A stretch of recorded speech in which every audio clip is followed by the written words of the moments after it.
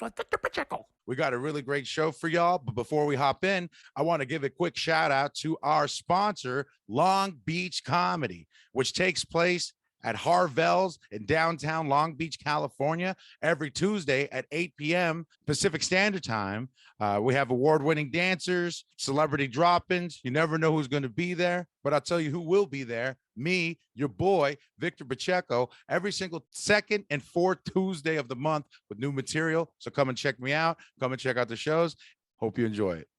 Hello and welcome to Papícock Podcast with your host, Victor Pacheco. We got a really great show for y'all today with a really funny comedian who's a good friend of mine from back in the day in the Bay, who is now in LA. You've seen her on MTV, BBC, and you know her from her show, The Freak Show, which is now a religious organization. And we have a lot to talk about with the one and only Tuesday Thomas. Hey, Victor, how are you? I'm doing good. How are you doing today? I'm good. I'm good. I just little busy works around all day today, so this is a nice respite from these tiny little tasks that drive me crazy that I have to do today. I'm reading like on your I'm researching you, and it's just like she has anxiety, and I'm just like, oh fuck, hope I don't trigger anything, because I have anxiety too, and then sometimes people trigger shit from me, but it's just like if I'm having a conversation, it's like no, there's only like a couple things. You know, the thing about the triggering stuff with me is it's like I'm always going to be triggered by something. There's going to be something that triggers me, but I've understood that it's a me issue majority of the time. You're not trying to do it out of spite, so that's not a you issue. If you were a big asshole and was like, oh, I know what's going to push her buttons, and you start pushing them, that's a you issue, okay? But I don't think that's the kind of person you are. So then if I get triggered, I'm like, it's okay, he didn't know. No, it's okay. It happens, and we can all get triggered out of something that nobody expected us to, because we never know when past trauma is going to pop up. That's the thing. And we never know what's going to bring it up. True. No matter how much we deal with it. True. And it's just like, you'd be surprised, even as a big dude. I've referred to other big dudes as like, yeah, fat fucks like us. And the other guy's like, I'm not a fat fuck. I'm like,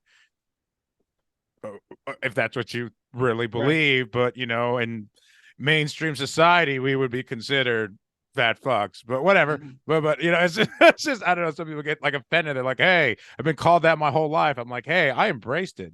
Well, it's interesting you say that. I was having a conversation with a very close non-binary friend of mine, and they said to me they were helping me do some painting in my spare room that I needed help with, and I kept saying their wife was here, and she couldn't really help out much, but she would come in and say, you guys doing okay? And I would say, well, they're doing this and they're doing that, and they finally said, thank you for calling me they. It's hard for a lot of people, and honestly, it's interesting because we're talking about triggering. Back in my day, they was used against trans women as a slur, because they would not say she. Like if people in authority, the cops or people, if they clocked you, do you know what that means? If they found out that you were trans, if they had an inkling you were trans, if they didn't know for sure, and or if they did know for sure and they wanted to like poke at you, they would always say they or this person instead of she and her. Okay, well, so it took me a while with the non-binary thing when people were out of respect just calling everybody they, and they weren't meaning it anyway, but I was like, because I remember when that was the bad thing. And it's just, if you look at it now, it's like they is a preferred pronoun for some people.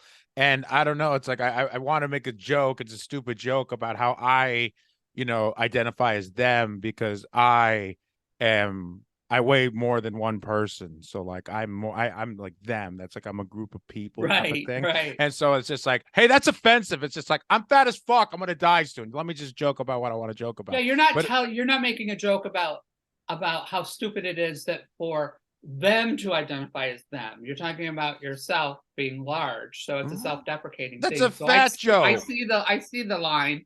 The line is fine, but I see it, and I'm okay with that. But then the line could be like, it's just let's cancel this guy, and it's like let's cancel, like, and it's just like that's the thing. It's just like I don't know from the beginning. Like I don't believe that anybody can be canceled. I don't see Dave Chappelle has not been canceled. Dave Chappelle is raking in millions, and he is very anti-trans. I don't care what anybody says, and he's not been canceled. The only one who was Harvey Weinstein went to jail, but he definitely wasn't canceled. He was arrested and he was put away for a crime. Okay, Bill Cosby was arrested and put away for a crime. You can't do your job that you used to do when you're behind bars for a crime. That does not cancel you. That means you're a criminal. Okay, Epstein. The only one who was truly canceled was Epstein, and that's because somebody suicided him. That's the only one. Allegedly. Allegedly. I don't know. There's conspiracy theories are probably both going to get flagged. Both of our FBI agents right now have humongous hard-ons about what we're probably going to talk about right now. Oh, yeah, they're always watching me. I would always men in black around me. I would be too. Black suits, just. Dude, okay, so for the people at home that don't know, I met Tuesday in the Bay Area back in the day when I was a young comic, and I don't know how it happened, but it was just open mics and shows. Things. No. Specifically, when I really got to meet you was either you asked me or the producer asked me, hey, can you give Tuesday Thomas a ride to the show? Oh, to Catate, that's right. Yes, to Spanky. I headlined up in Catate, and he gave me a ride up there, and I asked him to ask you. Okay, because I trusted you. I had known you a little bit. I'm like, I don't think this guy's going to come on to me. I think he's safe. And the guy wanted since he had a female headliner, he wanted a male to feature. Yeah, that's so weird how that works. Victor, I think Victor's funny, and he's safe. He's safe. And if you ask him though, because there's a weird thing as a female when you don't know somebody that well yet. Yeah. And the opposite sex. If I had asked you to feature and drive me up, my concern was that you might take it as I'm coming on to you. Oh no, I've never ever. Well, you wouldn't. I learned that, but that's the fear that women have. So I asked the producer. I said, "Would you ask him, because that way he won't think that, and it won't be an odd situation." Yeah, and for the record, I'm not all like, which one of you motherfuckers asked me for a ride? It wasn't like that. No, because it was enjoyable. It was cool. Yeah, we had a good time. It was great. The crowd was wild. It was okay. That's an understatement. It was it's a biker bar in Cotati in the North Bay, maybe about an hour north of San Francisco, maybe 45 depending on traffic, but biker bar. Tuesday they were talking. They were paying attention to a lot of the opener, and then I made them listen. I was like, "Shut the fuck up and listen." And they were like, "Oh, that bitch." You and I were the first people to tell them to shut the fuck up, and I was the second to last, and you're the last comic on the bill, and it was one of those things where it was just because I was pissed off because I was like, I drove hella far. And then one thing you don't know was I was driving the stick shift at the time. And so there was all these fucking hills I was not anticipating and picking you up. So I was like, I drove through all these damn hills to pick up Tuesday, and all you assholes are talking, shut the fuck up. And these chicks were like, did you just tell us to shut the fuck up? I'm like, I just said shut the fuck up. And they all got in a huddle like they were gonna stab me. And I was like, hey, if I get fucking stabbed, there's those 3 fucking chicks right there. And so it was just it was fun, and it was having fun with the crowd. And then it was fun because you get them to shut up, and then they'd laugh at your joke, and then they'd start talking about your joke. So in essence, they would start talking during your set, even though they're talking good things about oh yeah, I remember that time with Billy, or you remember that time with Chris. Well, they mobbed us afterwards. I remember that. They mobbed us afterwards in a good way. They were all they all started coming up on us, and I was like, well, either I'm going to die or they're going to congratulate us. Either they're going to stab us both or they're going to congratulate us. But they kept coming up going, oh my God, I loved you guys. Oh my God, I loved you. I'm like, okay, we did what we were supposed to do. That was actually one of the first times that I've experienced, and it was with you. It was one of those so where are you two guys at next? Do you guys tour together? And that was a great feeling because I was like, I barely know her. I barely know Tuesday. Tuesday's just a cool person that I've seen at open mics and at showcases. And it's just frankly, I'm her driver, if anything, like tonight, you know what I mean? It's like I'm like beneath her. So it's just like the fact that, and that's how you know it's a good show. Or that's how you know that we both did good, because it's just like the best shows are like when it's just like all the comics are there to do the the thank yous and the taking pictures at the end of the show, and then people are like, where are you guys all at next? And it's just like, well, the other thing that they did is there was quite a number of them that asked, when are you coming back? That's a big thing for me, is when are you coming back? Are you guys coming back up? That means because they don't get, and I don't want to say this in a derogatory way about them or about other people who might have gone up there and done shows, but in areas like that, they don't get really good entertainment often. They have to drive into cities to get it, and then they don't do it because they want to drink and they can't drive back home drunk, so they got to get a hotel, and it's just too much money and blah blah blah. So when you go out of town that far and you get people saying to you, when are you coming back? That's a commitment. That means, okay, I need to write this date down because I'm coming out, and right for anything. I mean, like I used to go out of my way and be like, yes, let's take a photo right now, tag me and tag the producer of the show and say, when's he coming back? And I've had people do that before, because I'm just like, that works. That actually does work. Like, it's like, oh, you just tagged the producer of the show, and with this group of people, and they're all like, and then you have like all these new followers on social media that you didn't have based on a live show, which feels way different than getting followers from a video, where that's funny or that's empowering, which leads me to my next topic, because like this is something that I wrote down, because like it bothered me so much I told my wife about it. You put this post about how you went to your local grocery store that you've been going to for the past 8 years. And then I guess the clerk said that they've seen your videos and they don't agree with your lifestyle. It wasn't a grocery store, but it was a local store. And I don't really want to say what the store was, but it was a grocery store, but it was a local store that I've been going to. So yeah. So some type of local market of some sort, where I don't know. I'm okay. You don't have to specify, but like or liquor store. I don't fucking know. It's a local business. A local business that you've been a regular at for a long time, and it's just like they saw your videos and they said they don't agree with your lifestyle, and so I'm watching your videos and I'm just like, that's just Tuesday. That's Tuesday. I'm like what's wrong? Like, what the fuck is wrong with people? Then I was like, oh, wait a minute, this guy's a transphobic piece of shit. And there's no other reason. That, or like, like I don't know, but it he either wants to do me or he wants to be me, and he doesn't have the guts to like do either one. Or he either wants to be a trans woman, he wants to become a woman, so he's trans, or he wants to sleep with a trans woman, and he does not have the balls to do either one, and he's taking it out on me. It might not, because I've been going in there for years, and he said to me, he'd always been like, hey, how are you? It wasn't a hey, how are you? Like, I'm trying to pick you up. It's like, oh, nice to see you. You're a regular. You're cool. It's always, oh, hey, girl, how are you? Hey, nice to see you. And then I go in the one day, and he's like, what do you want? I'm like, hey, good to see you again. You okay? Saw your videos. You're a tranny. Just what do you want? Just get what you want. And then, then you can go, sir.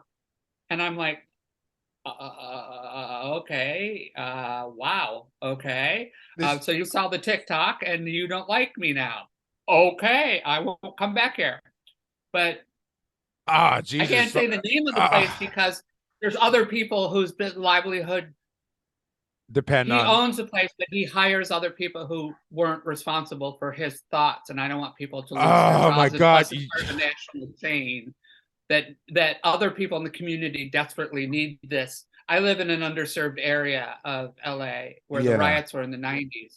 So I'm very careful about this boycott thing, because just because they're nasty to me doesn't mean it's not necessary to other people in the neighborhood.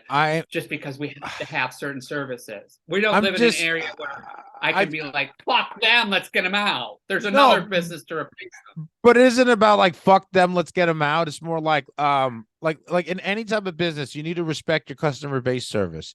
And the fact that, that he this person was just being disrespectful for the sake of, I don't know, maybe you were saying he doesn't have maybe he wants to fuck you, doesn't have the balls to fuck a trans woman, but maybe it's that he does want to, but it's against his religion or however they were brought up, their morals or. To me, that's all that all falls under the doesn't have the balls to me. The religion. I just wanted to clarify. I just wanted to, for the record. Yeah. Okay. Yeah. Yeah, well, to me, that all falls under the same domain. You're like, people used to kill for religion. Now people are just, I mean, people still kill for religion, but yeah, they do. Oh yeah, they do. And it's messed up. And it's like, what's happening right now. And I didn't even want to get into Dave that power. Did you see about that? Those more, I think it's Virginia, Moore County, Virginia, where they shot out the power station and 40,000 customers are without power in December because they wanted to stop the power to a bar who was putting on a drag show that night, and they wanted to stop the drag show from happening. So they actually went and shot the substation out. And the police found one of the persons who did it, and they prayed with them. They didn't arrest them. They prayed with them.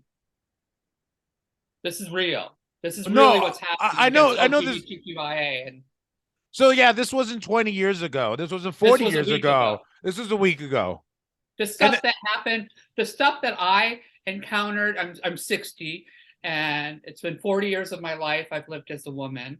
I transitioned very early in a day when there was nothing. There was no internet. You had to find all the information on foot. I got discriminated against. I got beat up. I got a lot of shit happened to me 40 years ago. And stuff that I encountered 40 years ago that I was grateful that I helped overcome, and I helped educate people along the way, and it wasn't happening anymore. It's starting back up again. This is the kind of shit that I thought I'd never see again in my life, that we'd come too far for it. And it's happening again. Like nobody ever fucking picked up a book or found out all the, Jesus Christ. The Homeland Security just put out a warning for all LGBTQIA and non-Christian people to be safe in America. That there are domestic terrorists out to harm you. You can go to their site and there's a thing of what's happening. Hey. And it's insane. It's insane that the United States Homeland Security is issuing a warning to a section of it. Usually the Homeland Security says, Americans, don't go to Iran right now. There's a problem. They're saying for their own people in their own country to be careful because people are trying to kill them. That is fucked up. That is really fucked up. Yeah, that I mean, and then there was all these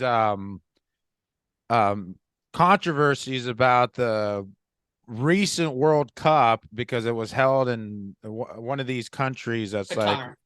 In Qatar, that's really anti-woman, homophobic, transphobic. They kill gays and trans there. They kill it's a death penalty. So it's But did you see how it was either Ecuador or Costa Rica? They were trolling the fuck out of them. There were dudes, they were dressed in skirts. They were running around with their team color in skirts, men. But you know what happens? I mean, I get that you want to troll, and I get that you want to stand up for it, and I get that you spent your whole life in the sport and you want to be part of the World Cup.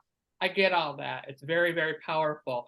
But trolling and wearing armbands and all that while you're in that country, they don't care about that. They'll kill you. They don't care because all the money from the foreign is coming in and they're getting all that money anyway. They're getting the ad revenue and they're getting everything. So your trolling is doing absolutely horseshit. Right. Nothing at all. The people there are going to be hunted even more so because there's more money to arm against them because they had the World Cup. The only way to stop that is to not have the World Cup. And the head of the FIFA knows this and he doesn't care. It's all about the money. Even Qatar, that is anti-alcohol, allowed for alcohol sales to happen during the World Cup. So it's just you're putting profits over religion, and religion's sacred, and religion's supposed to be religion and state are together in that part of the world. Well, I mean, And as so Americans, we know that the Mormons own Pepsi, which owns a lot of liquor companies, and they are anti-gambling, anti-drinking, anti all this stuff. But they own that, and they also own Caesars, the whole MGM Caesars gaming company. So when you go to at least 3/4 of the hotels in Las Vegas on the strip. I'm not talking off strip because there are some off strip, but 3/4 of the major hotels on strip in Vegas are owned by Mormon with holding companies. And so you're giving Mormons money for their agenda. People don't realize this stuff. Chick-fil-A, people can say, oh, Chick-fil-A hires gay people now. In America, Chick-fil-A will hire a gay person because they want gay people's money, but they take their money and they actually helped write the Kill the Gays bill in Uganda. People don't know that. They're putting up a front to get your money so they can kill you with your own money. That's what's happening with these corporations. People don't go far enough back, and you can't boycott everything. It's ridiculous to think you can. But I draw the line when Chick-fil-A is like, we love gay people. We've hired them. Because remember the whole controversy years ago. Yeah, absolutely. Then they made up for it. They're like, oh, we've changed our ways. We're okay with the gays. But when they did that, then they went and they actually went down to Uganda and wrote the law that Uganda passed that if you're found to be homosexual, you're killed on sight. That is... So I can't eat at Chick-fil-A because that's a battle I have to fight. No. I mean, like that's a battle I got to fight too. Like, if I claim to be an ally, because like I love the food at Chick-fil-A is better than other fast food places. Sorry, it is. I love me some waffle fries, but who does it? I mean, I'm on this diet. I can't eat past 8. If I eat at 7:30, it's cool. But I mean, I can't eat past 8. But I mean, like that's the thing. It's just like you want to get the macaroni, and they got macaroni. They got macaroni and cheese, mac and cheese. Who's got mac and cheese at a fast food restaurant? Chick-fil-A, because they know how to really get you. They're like, oh, I support my brothers and sisters and non-binaries and intergenders and everybody in the community. Like I said, they'll hire them and they'll parade them out front. And pay them, and they pay people well, but they also take all that money and they backdoor it to the hate crime places. And this is what's happening: is they're taking our money, using it to kill us.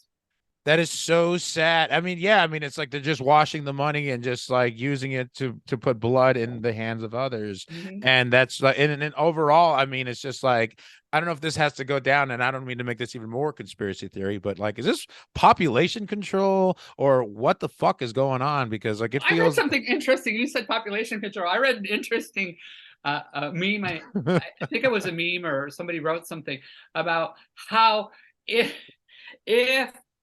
Christians had their way from the beginning and there was no gay people, no abortions, none of the things all the things that they say they want, we would not be a civilization because we would have like hundreds of years ago been so overpopulated the world would have died off. And it's just not possible. And then they say, I'm an atheist. I was brought up in a very religious household. My mother would read a different book, the Book of Mormon, the Quran, the Bhagavad Gita, whatever. And she'd get done with it. She'd close it. She goes, nope, that's not for me. I would read it and be like, no, that's not for me. But then when I became an adult and was an atheist, she's like, how can you be an atheist? I brought you up in a certain way. And I'm like, that's why, because you educated me. I said, you're the way you are because you educated yourself and that's what you came to. But I read the same books you did and came to the conclusion it's all fables. Well, yeah. Real, well, that's the way to say it. But I remember.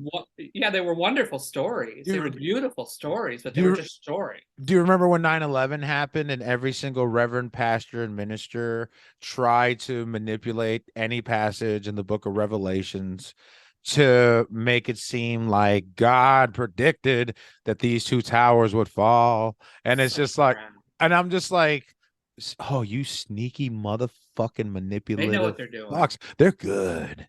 They're good at what they're doing. Here's the thing that a lot of people don't understand is people don't really pay attention to the words.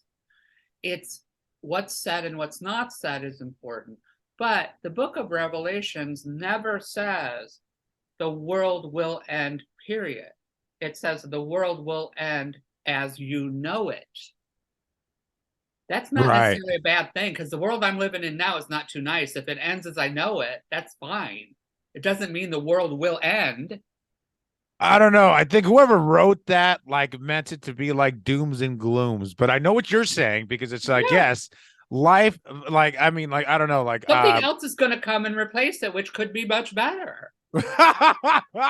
That's the way I see it. I'm like, okay, it's going to end as I know it. This is shit. What I know now is shite. Oh my God, that's so fucking funny. Yeah, that just reminds me of Trainspotting. Bring Scottish is shite.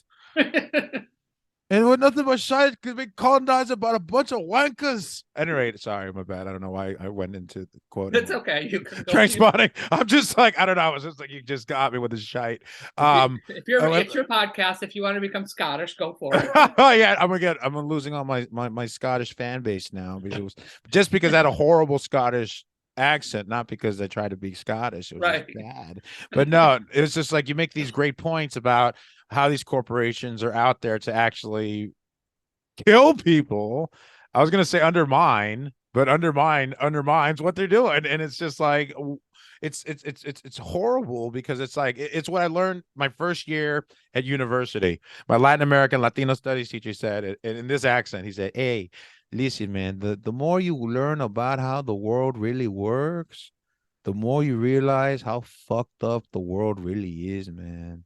And like, I thought he was just stoned. And yeah, man, he was right. He was right. They made us read all these books. There's a book called Promises Not Kept by Jonathan Isbister, and it's about every single treaty up until whenever he wrote that book that the government signed with these indigenous populations and just totally fucked them over.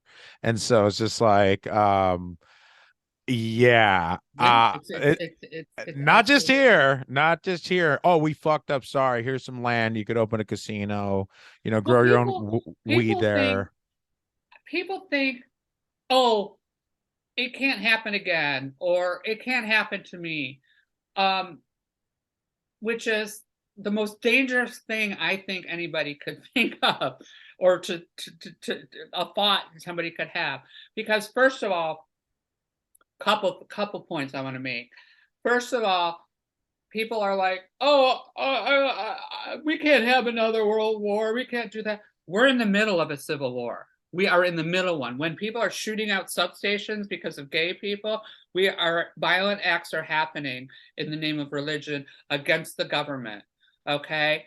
Because they're fighting because the government is telling them they have to give these people equal rights and they have to respect these people's lives. So they're fighting against the government. They're using guns. They're up in arms. Just because the LGBTQIA community or allies aren't shooting back doesn't mean there's not a civil war. It's already started. Wars don't just all of a sudden start.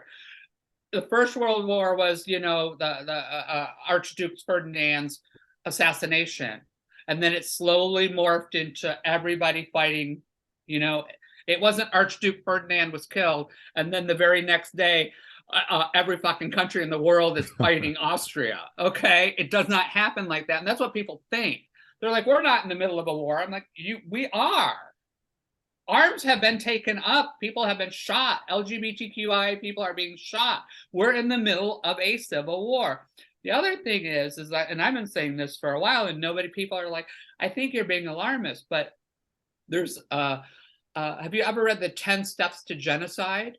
No. It's all about how when they genocide people, when there was the Jews, the Armenians, in Yugoslavia, what was the one there? I forget. Holy shit. But there's 10 steps that happen in a genocide before people.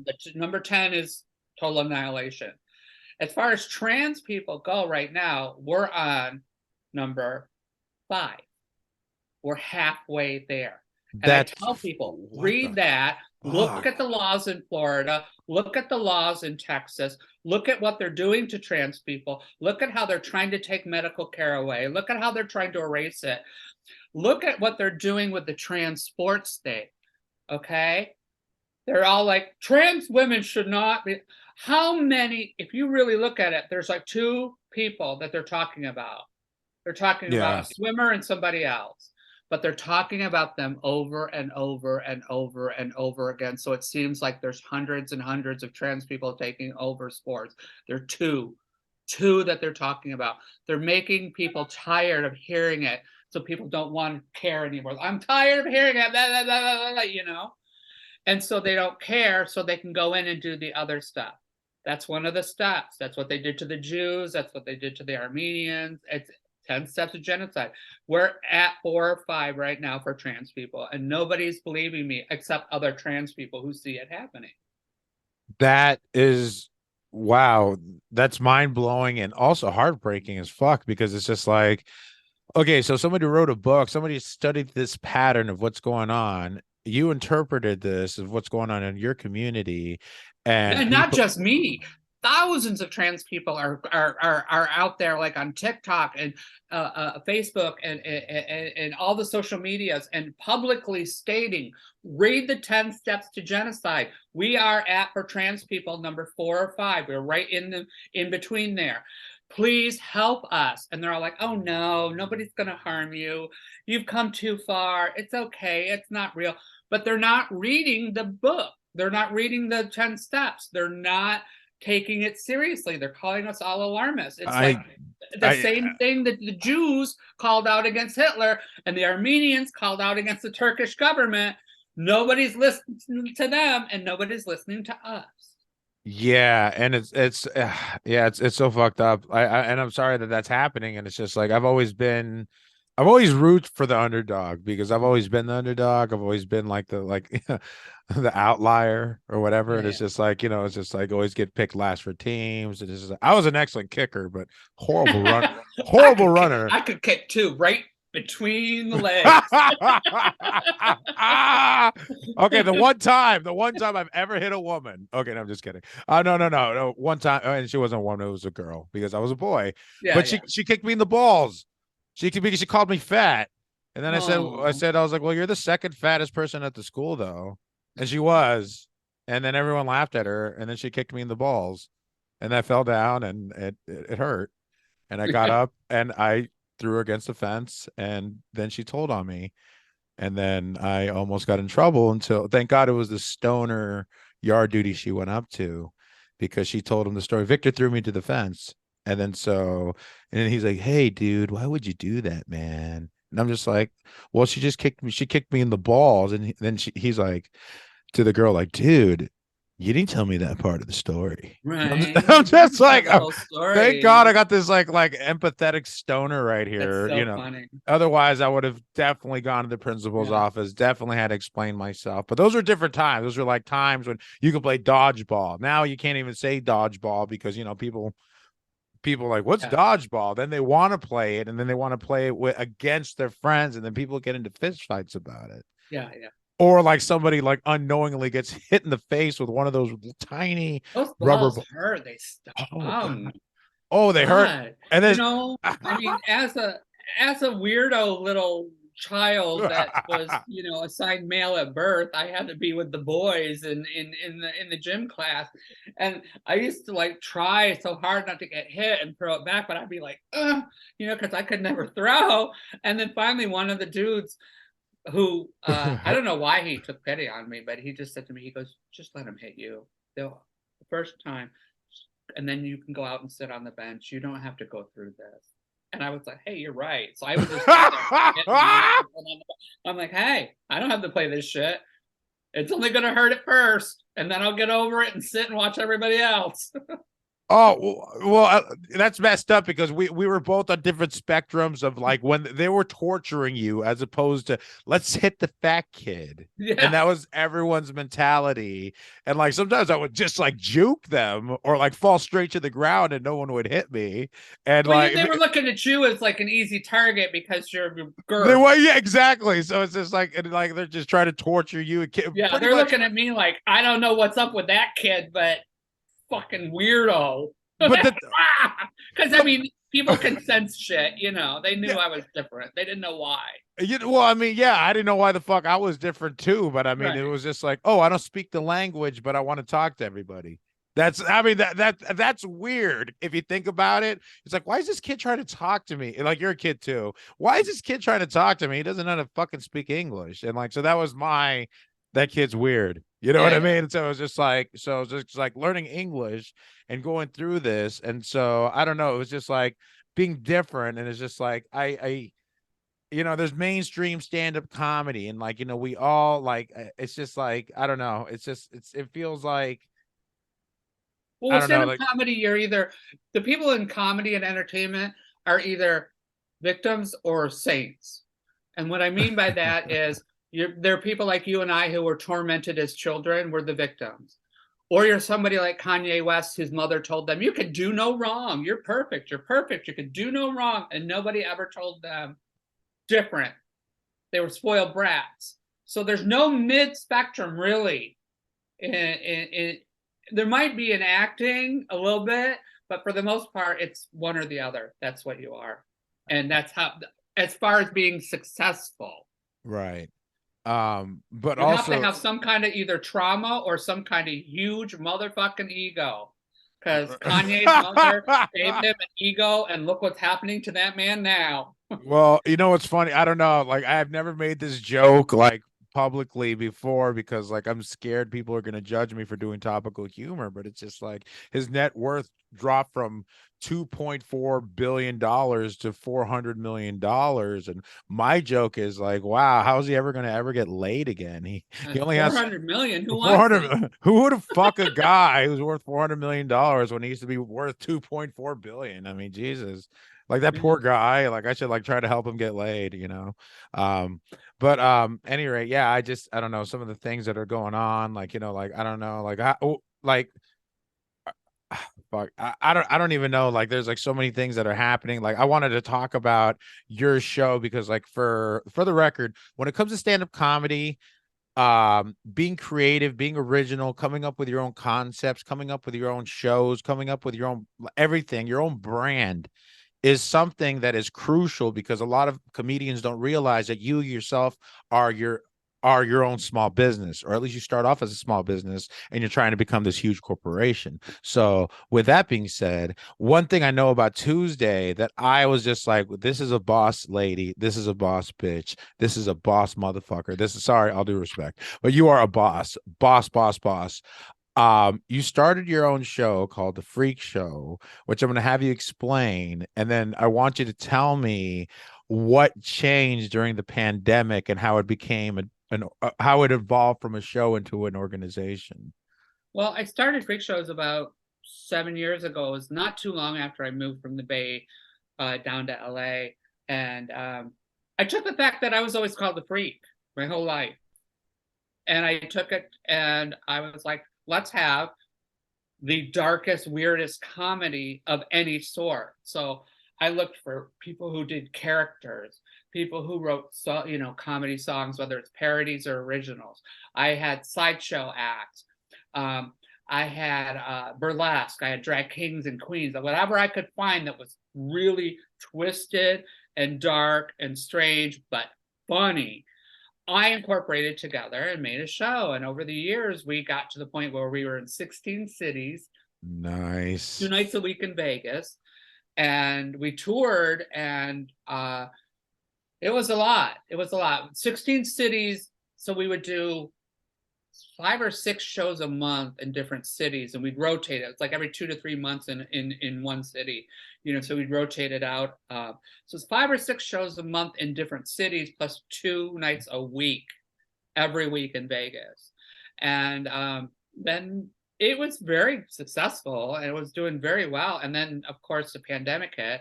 And I have to say, it was the first time in my fucking life that I had planned ahead. January of 2020, I had every month booked out for the year of 2020. I had every month ahead of time. Usually I have to a couple months and then I'll contact them. It's time for us to come back. What dates do you have? And this time by the end of January in 2020, I had 12 months. I'm going to do this. Shit. I have time right now. So the fucked up thing about the pandemic was not that the whole year was canceled out. It's just that every month I would get 6 or 7 emails saying, we have to cancel your show. We have to cancel. I was reminded every fucking month. Oh my 6 God. or 7 times. No. That That's so traumatizing. You see, people don't know this stuff that happens behind the curtains. It's just like, oh yeah, oh, that's such a great show. It's such a fun show, such a funny show, such a unique show, such a great show. Yeah. And it's just like, oh, yeah, but you don't know about all the fucking heartaches and fucking anxiety attacks and panic attacks from. Yeah. I mean, just getting emails sometimes is triggering. Like you're just like, And then oh. to know when you see the headline, San Jose Improv, Punchline San Francisco, Punchline Sacramento, Cancel. Levity Live, CB Live Phoenix, you see who it's from. And you're like, I know you're canceling the fucking show again. No, and I was like looking from afar, and I was just like, that's fucking sick. They sold out the fucking Improv. That's a 450 seater. Yeah, that's some fucking boss. That's some boss stuff right there. Yeah, I mean, it was great. It made it like I was happy for you, and it was just like also though too. I was just like, oh, like that is the epitome of grinding right there, because it was just like you really took what, like, you had a vision, and so it's so I was talking to somebody else about how they used childhood trauma or bullying as a catalyst or catapult to get them to embrace and get themselves to empower themselves to either write material or, in your case, come up with a show that's going to embrace how these people made fun of you. And not only that, you're making money off of them now. Right. You're making money off of all these assholes. That just makes you heal. Makes you heal. So when the pandemic hit and it was all canceled out, 2 things happened. I started taking my cell phone and I put it up and I started talking into my cell phone about stories. And I thought, I'm going to talk about my life and maybe do a few stories about my life, maybe make a 10, 12-minute film through film festivals and see what it does and, edit it down together and whatnot. And then before I knew it, I had 30 some hours of footage and I was overwhelmed. I'm like, I don't know what to do with it. So I sent it to a friend of mine who's an editor who I've worked with before. And I said, Jesse, I don't know if this is anything. Am I being egotistical? Am I being narcissistic? At this point, I'm too close to this. Right now, I think it's to go for a callback shite because I don't think anybody's going to give a shit. I don't think anybody's going to care, but I need somebody to tell me because I thought it might be a fine short film, but it looks like I have all this footage. I can't edit it. I can't go through it. I'm too close to it. Help me. And within 3.5 days, he watched all that footage and he said, first of all, I did not know you were a trans woman all the years I know you.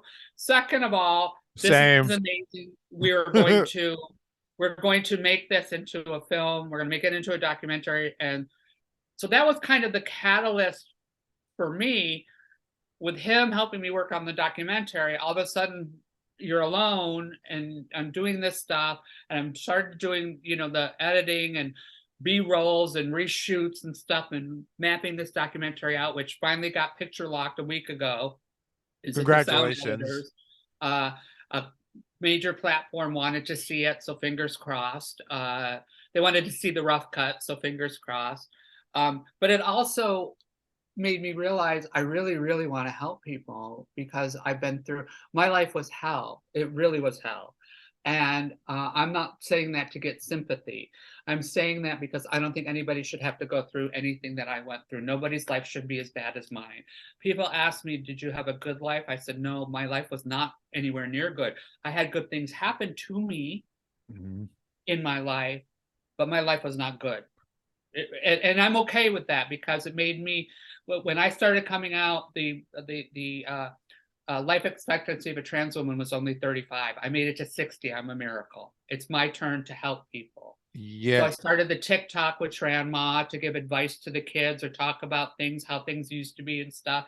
And that made me feel better. And that was the catalyst to be like, what am I going to do about this show? Because somehow, someday, might be 20 years from now, we're going to come out of isolation and I still got this show. I mean, old granny, but it made me realize I can take this, and I turned it into a 501c3 to benefit, BIPOC and LGBTQIA youth. And then I thought to myself, there's no religion of laughter. There's a flying spaghetti monster. There's the Pastafarian religion. There's Mormonism. There's Scientology. There's no religion that the U.S. government recognizes all those fucking things as religion, but nobody recognizes how healing laughter is. Because as you know, when somebody comes up to you after a show and says, I had such a fucked up day and you made it so much better by making me laugh. There's no better feeling in the world for me when they say it. And I know there's no better feeling in the world for them than to get over their fucked up day by laughing. So I'm like, laughter truly is healing. I'm going to try to make it a religion. And I applied for it. And here's the thing. After a few months, I got a phone call. And I'm like, hello. Oh, is this Tuesday, Thomas? I'm like, yes, it is. Yes, this is so-and-so from the U.S. government, from the IRS department. We're calling about your application for your religion. And I'm like, fuck, there's men in black suits outside my door right now. They're going to come take me away. I am fucked. That was my first thought. I got triggered. And I'm like, oh, no. Yeah, I was like, yeah. And I'm like, you see that window behind me? I started to walk over to the window to look to see that if they were downstairs, and the cars were there. And I'm like, yeah, how can I help you? And I'm looking out that window. And they say, we need your exact address. I did not see any black men in black out in that window on the street. Okay. So when they asked me, we need your address, I thought, oh, fuck, they're driving around the block. They Still can't scary. find me. They're coming. They're going to get me. I might as well tell them. I'm like, I gave my address out and they're like, okay, that's all we needed to know. We couldn't read your handwriting. You'll have the paperwork for the religion in 6 weeks. And I got it. Okay. For the record, that is okay. Beyond impressive, because I didn't believe it. I didn't believe it. That, or I thought you were lying. I thought you were lying. I really legitimately thought, I was like, there's no way. There's no way. And also I was like, this is a great gimmick. You could really legitimately submit this to wrestling, World Wrestling Entertainment, and come up and be like, these are some of the storylines I have. And this is how you could get some more LGBTQ fans out there if you do some of these storylines, and it's just make it more mainstream. And this they okayed it. I'm the only religion that worships laughter. Oh, for the record, I am so surprised there has been no. Hold on, since when has this been recognized as a religion? It was sometime in 2021, like in the fall of 2021, when I finally got the final paperwork. Okay, for the record, I am laughing only because that is so fucking cool. That is so innovative. That is so also it's part of it's silly, but also it's genius. It's because you miss all the chances you don't take. And also, it wasn't this to skirt the whole organized religions could go back and congregate, but comedy shows can't. So was it not necessarily? It was more. I mean, a little bit. Or did that conveniently work out? I did one show under. One live show under that skirting thing and realized I'm going to wait because I'm not ready yet. I've got to do some more work. So it wasn't necessarily just to do that. It was to help my 501c3 charity and to make it more. And it was my whole thinking was like, fuck, yeah, like I said, Scientology is a religion. That is the worst scam in the world. I get the Pastafarian thing, I believe in taking down the government like a lot of people want to take down the man by taking down the man from the outside. I Yeah. believe if you get inside and you get to know the man a little bit, it's easier to take him down. That's kind of what I'm doing with this religion. Oh my God. Why do I feel I'm gonna get shadow banned now? Just doing that. Like Tuesday's gonna get shadow banned. I'm gonna get shadow banned. This podcast will be shadow banned. I'm just kidding. Somebody No, said I'm to just me, kidding. No, you have no. to, somebody said to me, I have to be careful because Dave Chappelle's old manager had a brand a few years ago called Comedy Church, and he might come at me. I said, yeah, I think it'd be great if anybody associated with Dave Chappelle came after a 60-year-old trans woman whose charity is for LGBTQIA and BIPOC youth and tried to shut her ass down. Bring it on, Chappelle's old manager. That'd be great press for him, Jesus wouldn't it? Christ. I'll tag Dave Chappelle in this Yeah. in the SEO. So it's just like when people type in Dave Chappelle trans woman, trans comedy. Like Well, I just have that joke I talk about, Chappelle, that I didn't, he's very transphobic for whatever reason he is, but he has the right to free speech and he can say whatever he wants. He can, and I believe in that. But it doesn't make him not transphobic. It doesn't, and I did not see any punchline in that. Trans women's pussies aren't real. They're like the Impossible Burger. I'm like, okay, where's the punchline? Cut us and we bleed beet juice, he said. I don't see the punchline. But I'm like, he can say whatever he wants. And I go off on that a little bit, But then I say, then when he was at the Hollywood Bowl, remember he got bum rushed by that person? Yeah. And the first thing out of his mouth was, that's a trans person. And it wasn't. And he didn't correct himself. And that's how Trump did it. That's how those MAGA people do things to create hate. That's how people who are anti-Jewish or anti-whatever, they blame it on that person first, but they never take it back when it's, publicly. They never publicly come out and say, I'm sorry, that was not a trans person. I should not have said that. So my thing is like, Dave, listen to me, honey. If a trans person wanted you dead, you'd fucking be dead. Because I'm telling you right now, I had my penis surgically inverted into a vagina. I'm allergic to morphine. So I basically could only take Advil during the whole thing. What I'm saying is I've already killed one man. What's a second? Okay, we're definitely getting shadow banned. But that's the clip. No, okay, no. Anyway, no. That's okay. Okay, I mean, okay. Holy shit, Tuesday. What was funny as fuck was I told somebody, I was like, "Hey, I'm interviewing Tuesday." I was like, "Oh, that's gonna be a good interview," and I was just like, "Yeah, I know." Oh my God, I can't wait to hear who. You got to message me who said that. I'll tell you right now. It's John Benitez. Oh, okay, John. Yeah, John from Harvell's. Yeah. Like he just shakes his head at me sometimes and is like, "Oh, I swear to God, I told him, I was like, John, how much time am I doing?" He's like, "You're doing 8 minutes." I was like, dude, I came up with 15 brand new minutes. Can I do 15? He's like, "Is it all new?" I was like, "Yeah." He's like, "Okay, yeah. Do 15 minutes. Do 15 minutes." I'm like, cool. So then I go up there and have a pretty good set. My last joke was a tiny bit shaky. It wasn't as good as the rest. Get off stage. And then, he's like, "Bro, that was really good stuff. Except, you could really tell that last joke was new." I was like, "John, it was all new. Every single joke I said was new. I just got a little shaky because you gave me the light, and I thought this was like a 7-minute joke, and you gave me the 2-minute light, and I'm like, it's like, so it's like a little shaky." And then he's like, No, but it was good though. I mean, besides the ending, and I'm like, John, I didn't ask for your criticism, but no, I love John. I think that he's really funny. Shout out to Harvell's. I don't know if you've done Harvell's before, but if you haven't, we used to have Freak Show there before the pandemic on Halloween night. If Halloween night did not fall on one of the regular nights, like a Friday and Saturday where they already had burlesque shows, we would take it and we would pack the place out. Oh, I bet. Yeah, that's like, and I love it too. The I don't mean to sound like a comedy snob, but like, with a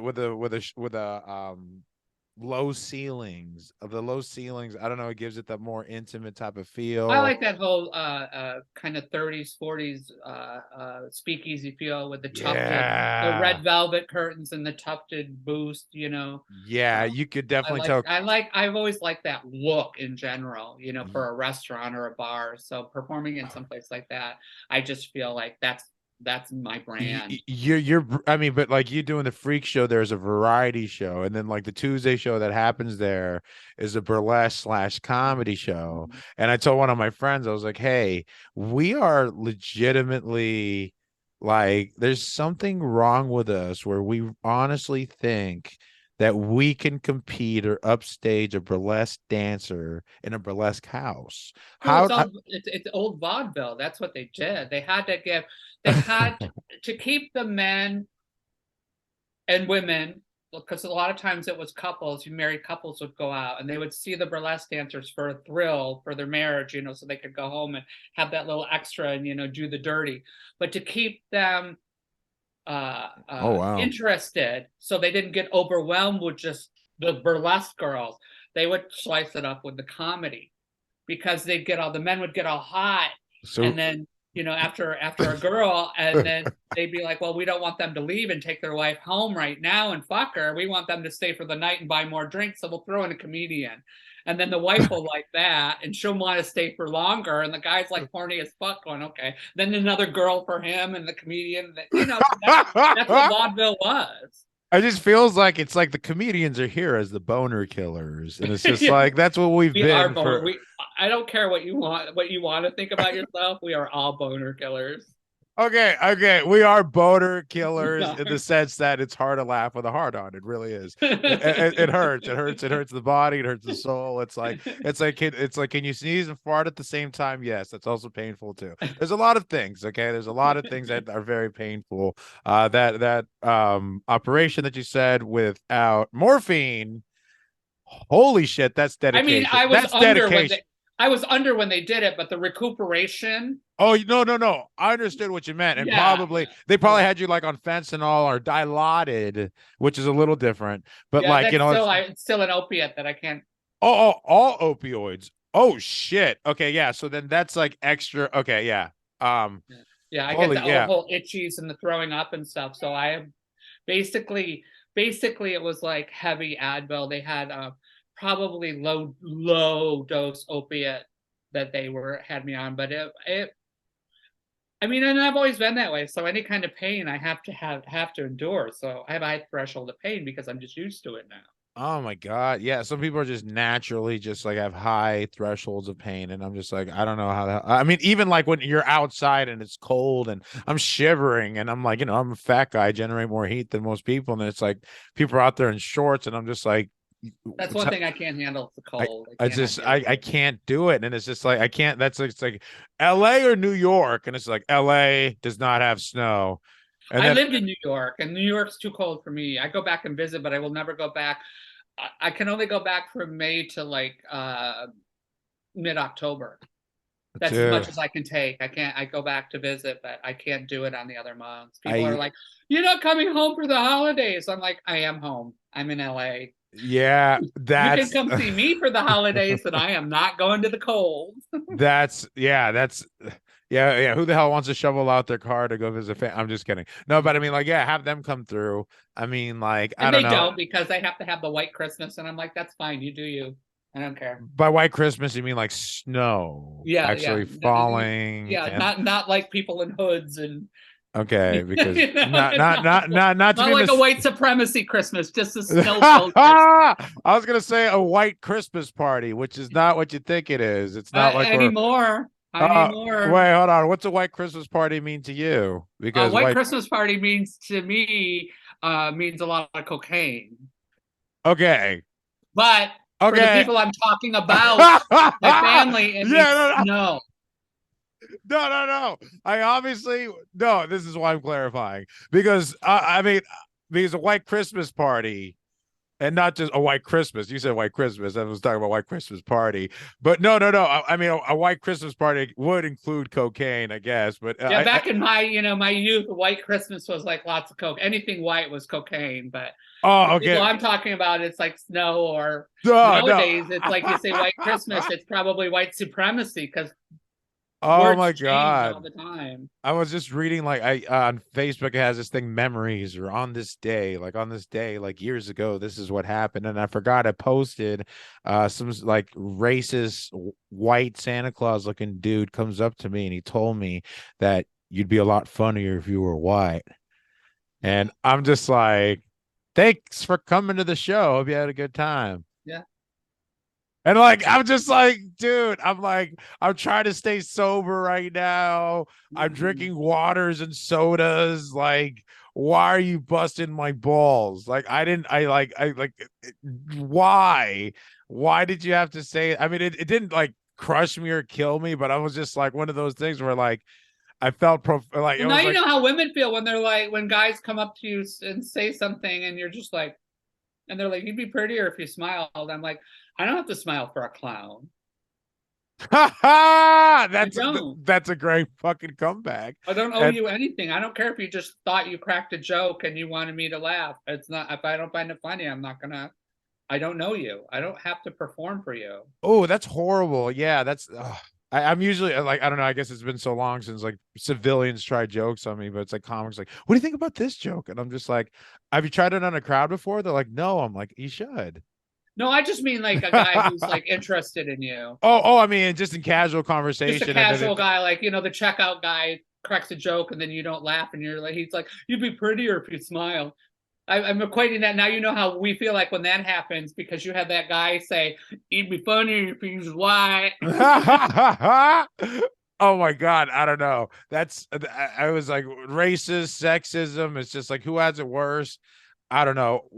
White. There's no Olympics. It doesn't. No, It's all like, no, yeah. no, no, no. I'm Mexican, so you gotta think of worst case scenario. Like who's got it the worst, bro? No, I'm just kidding. No, we No, no, all got no. it. That's no. Everyone's got it bad. If we Everyone. don't stand up for each other, we can't stand up for. It's just not going to work. I think, and we haven't mentioned it once, and I wanted to start the episode by saying your opening catchphrase that you say on TikTok at the beginning of your videos about your age, and I was dying. I was laughing my ass off. I'm like, how come I've never heard her say this on stage? I'm dying. I'm dying. But then it's been years But since you I've haven't seen seen me you. in a long time No, no, either. no. That's what I'm saying. And so like I'm just no. So of course, like I was just like I don't. It was I don't want to I don't want to ruin material. But you Oh, gotta they can check see it. it on You TikTok. got to check it out. Okay, yeah. So I won't say it. So good. I didn't fuck it up. You got to go Tranma on TikTok. Check out Tuesday. She has excellent, like the greatest opener. I don't know if that's your opener for stand up, but that is such a funny thing to say because like I was not expecting that at all. And I could see why your grocer might have been pissed off or maybe wanted to ask you out on a date. And then, yeah, like you say, he doesn't have the balls to ask you out now, you know? Well, So it's just Trump has empowered people.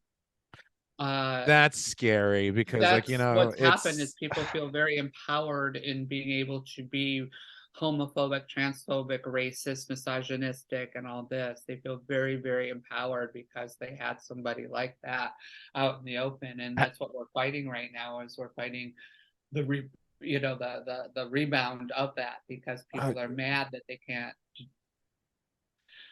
there's hate crimes all over the place. Even like my wife, she's from like a small town, very, very conservative, very, very Catholic, majority Hispanic and white. And there was I don't know how many months ago it was, there was a trans woman who was found in a burning dumpster. And it was just like one of those things that was kind of like they were trying to sweep it under the rug. The sheriff's department was trying to sweep it under the rug so it didn't look like a hate crime, but it was obviously a hate crime. And it was like When trans women and trans people are killed, are murdered, they go for our faces. They kill us like stabbed, shot, strangle, whatever, whatever the method is.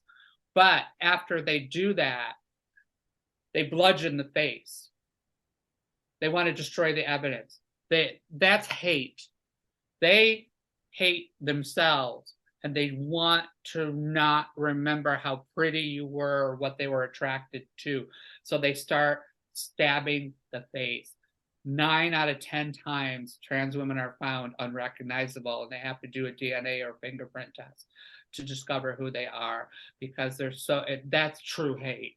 Because these guys oh my are God. attracted to you but then they go and they can't handle the fact, does this make me a faggot? Does this make me gay? Does this make me this? Oh my God, what if somebody finds out? They're going to call me queer. Because you know how the Mexican community and the Black community and the white community, the male community, will make fun going, oh, your girlfriend's got a dick. You like to suck dick. Ha ha ha ha. And Guys are assholes. Yeah, guys are homophobic pieces of shit. right. And like And I've been guilty of it these too. guys can't be themselves and be attracted to who they want to be with, because they're worried that their boss and their brother and their cousin and their father and maybe even their mother is going to make fun of them, and it's going to ruin their world. And if they're found out that they love somebody, that's the worst part. If it's found out that they have love for somebody, that keyword there is love, that their world is going to be destroyed. And that is the sickest thing to me, that people who make anti-trans jokes and make fun of people, guys who are attracted to trans women, and say, oh, they gay, they gay, they gay.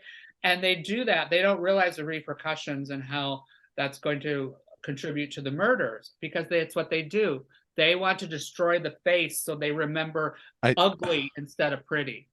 Because the last thing they'll remember in their mind is the destroyed face, and see the ugliness and be like, oh, she was ugly, I wasn't really attracted. And they can justify it. Jesus Christ, this is fucking like overwhelmingly like hurtful, man. This is hurting my soul right now. It's like I had no idea. This is like finding out about having male privilege, and I had no idea I had male privilege prior to that. I had no idea that 9 out of 10 times that these trans women are being disfigured to the point so they're not recognizable, so the killer feels some form of justified, oh well, they're not pretty, I wasn't really that attracted to they're them, not and blah pretty, blah blah, or whatever. They've got to destroy that image of what they were attracted to somehow, for some reason. But also, I think part of it though too, and the sick minds of these sick individuals that would lead to, I mean, like for me personally, like I'm a straight male, and like, like I never like, really casually hooked up, would be more like, like, oh, do I see a future with you?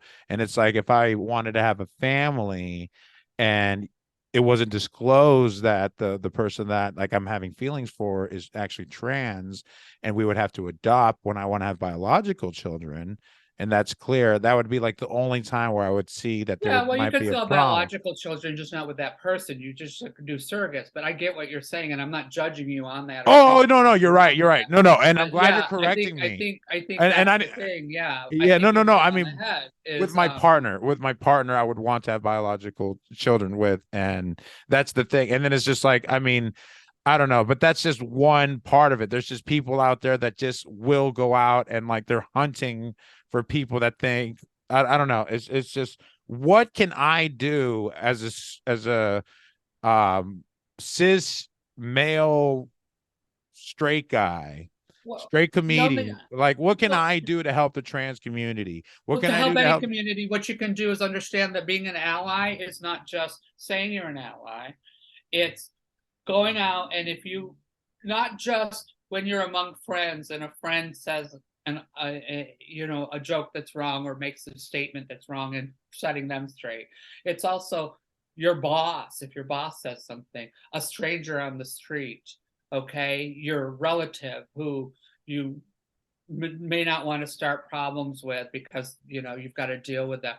It's people that you have to deal with that you may not want to start problems with. Stand up for the other people with these people, because here's the thing, you can always get another friend if they hate you. You can always get another job if your boss fires you for standing up for these people. You can always fuck your cousin, who cares? Okay, your mother doesn't want you, there's somebody else out there who's going to act like a mother to you. Those are things you can get another one of. But if that person goes out and kills a trans person, a Black person, a Mexican person, a gay person, they can't have a second life. That's all they got. And that's what allies need to do now, is actually step up to the plate. And when they hear a stranger on the street say, oh my God, I just walked out of the store and there was a faggot in there, you can say, yeah, what problem do you have with gay people? What have they ever done to you? Okay, you need to go to therapy. You need, whatever you got to say to set them straight. Yeah, you know what I'm saying? I really like, because all these people, you can get another friend and another I don't whatever, but these people can't get another life if they're killed. I don't That's the know. reality. Like, I mean, I'm not gonna lie to you though. I mean, it's just like one of those words that people have thrown at me because of the way I dress and the way that I speak. And I'm just, like, I've been told that I'm gay because only people that read are gay. And what is wrong with being gay, though? No, I'm telling this kid that, and they don't get it. I mean, as a substitute teacher, I told this sixth grader, hey, um, are people born gay or is it a choice? I'm like, people are born gay.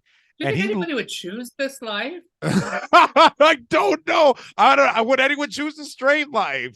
I mean, it's just like, especially with knowing When how. that's what 90% of the world is, and I it's mean, easier to get a job and a partner and love and affection and a home and everything. If you're and all you see are couples walking down the street, cis couples hand in hand walking down the street, cis hat couples walking down with their hands on the street, kissing on the street, and nobody's punching them for doing it.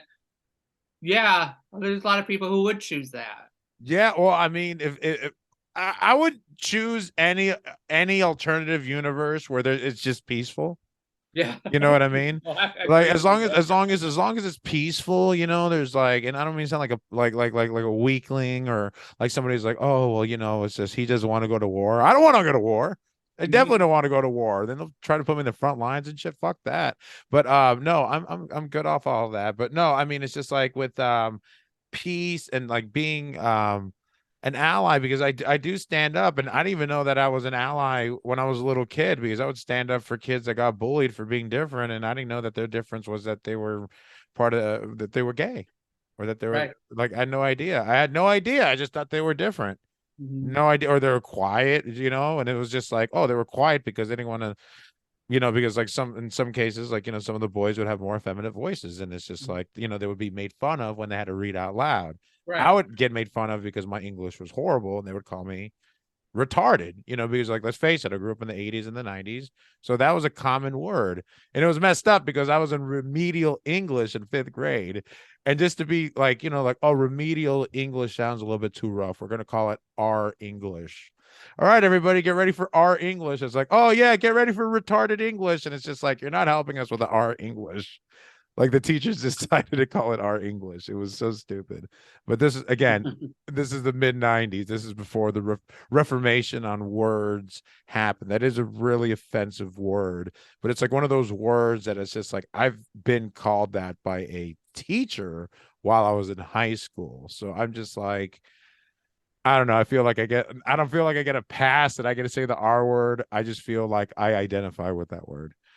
And I don't know if that gets me a pass, but I don't know. It's like one of those things where it's offensive, and I don't want to offend anybody. I don't know. I do shows, and I don't want to offend anybody, but I'm not pandering to the crowd. You know what I mean? Like, I'll still make fun of Mexicans. I'll still make fun of whoever I need to. You know what I mean? That's also that's also a good rule. Like, when in doubt, make fun of Mexicans, because who loves Mexican jokes?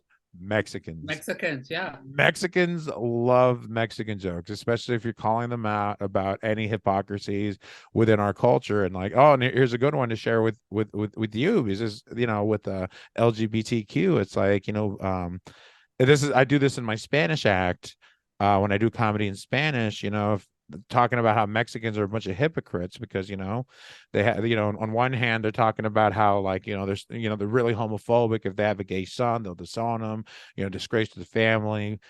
But these same guys, you get them really drunk and they approach you and they're like, hey, if you don't let me grab your dick, you're gay. And I've had this happen to me multiple times. Won't let me grab your dick, you're gay. Yeah, but it's like, they'll say puto. It's all in Spanish.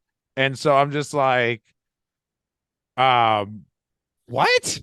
Like, wait, hold up a second. Like, hold on. How? Wait.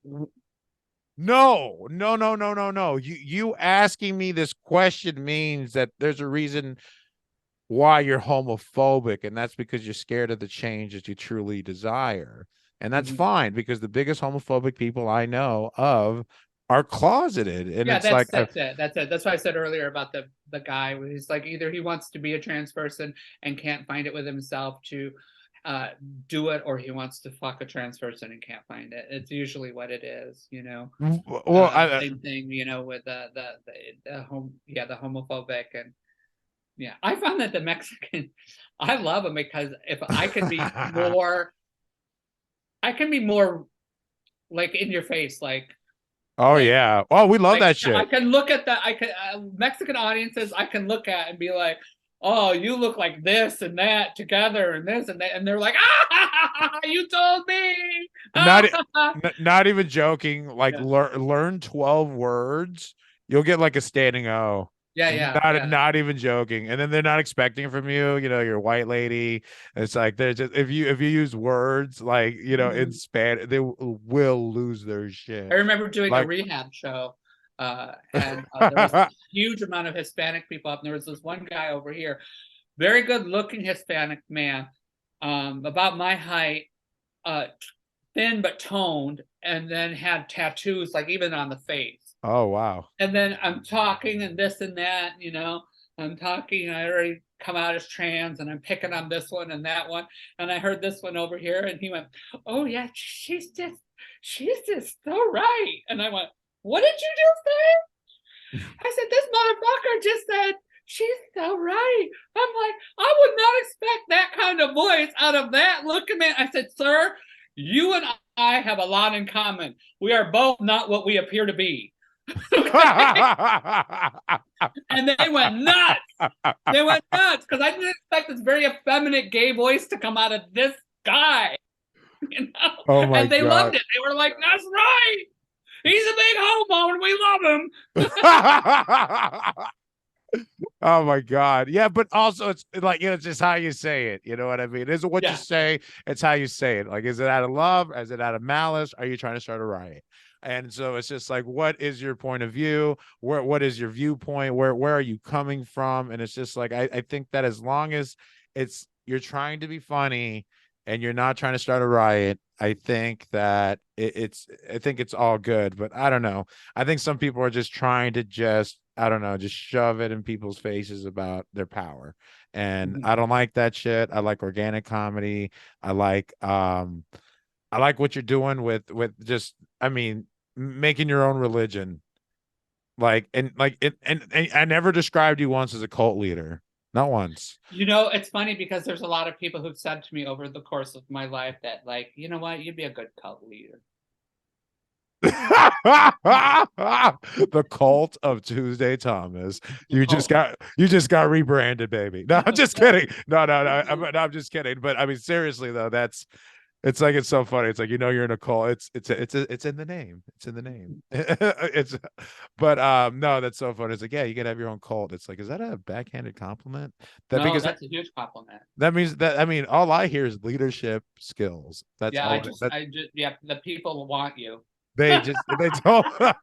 People will listen to you and they will give you everything that they own. Yeah. And so it's just like, what's wrong with that?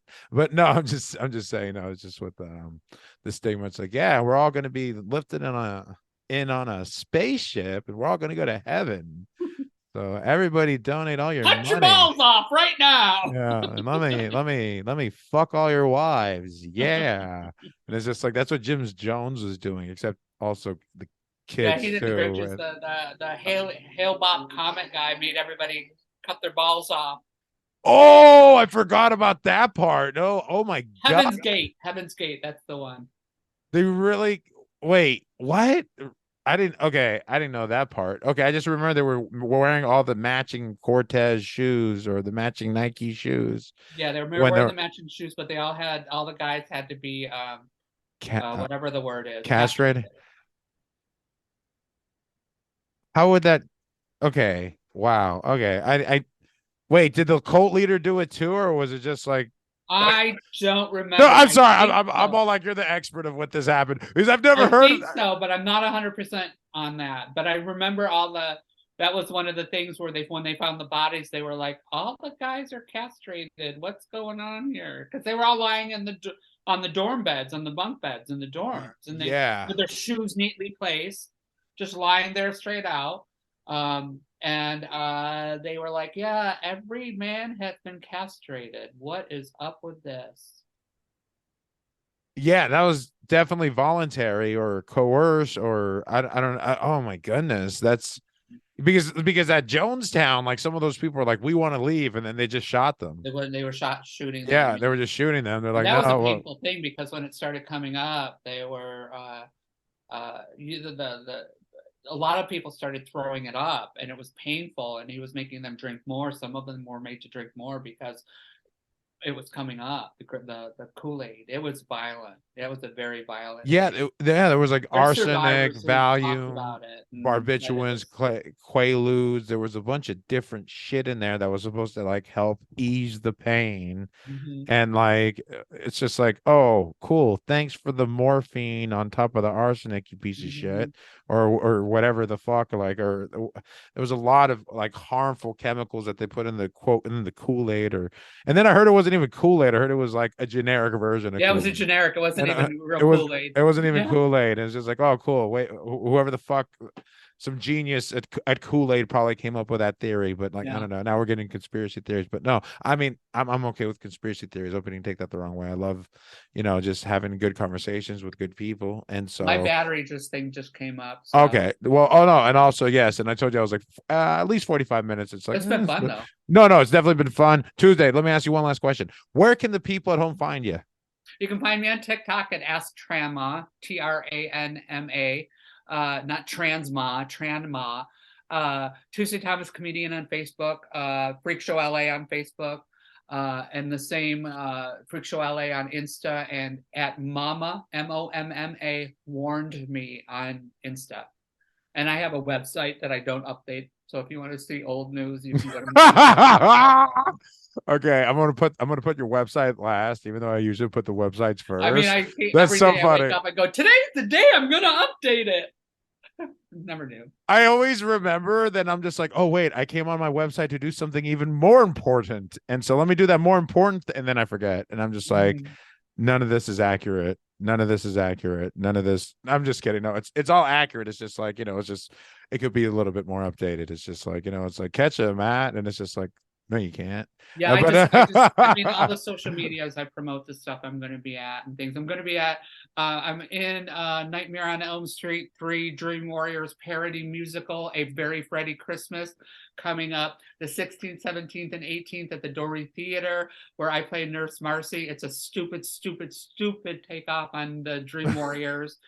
We did one 3 months ago at the Lyric Hyperion, and we're there for 2 weeks, and we sold out every night, and it went so well we decided to make it a Christmas special. Awesome. Are you recording it? It's not mine. I'm in it. So I think they did record the other one. I'm not sure what they're going to do with it. Okay. But, I play Nurse Marcy, and I'm there throughout the whole show doing some of the stupidest fucking things you've ever seen in life. The director is just like, and producer is the same person. He's like, you know what? I can't direct you. You're too wild. You're too crazy to do whatever you want to do. And I do. I do stupid shit throughout the whole show. Oh, shit.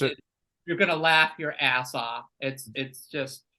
That's awesome. Yeah, make sure to catch that. I'll link everything that you just told me to when this episode comes out, which will be 2 weeks from today. So, yeah, Tuesday Thomas, you are a pioneer amongst comedians. I cannot believe. I'll have to get you on Comedy Church though soon. I'll get at you for doing. Oh yeah. Doing Comedy Church. What we're doing Freak Show out of town, but Comedy Church is our services on Fridays. Here, and they're going to be televised on Roku, because we partnered with a Roku channel, which is a horror comedy channel. So I've got other programming coming out on that, but we're doing Comedy Church, so you'll get a 15-minute 5K set of your set, and then we put it on Roku too, the whole show a couple weeks later, so you can use that as a credit. You have a 15K version of your set to send to bookers and stuff. So yeah, no pressure. Plus you get a tax write-off donation of your time. Legit tax write-off donation of your time.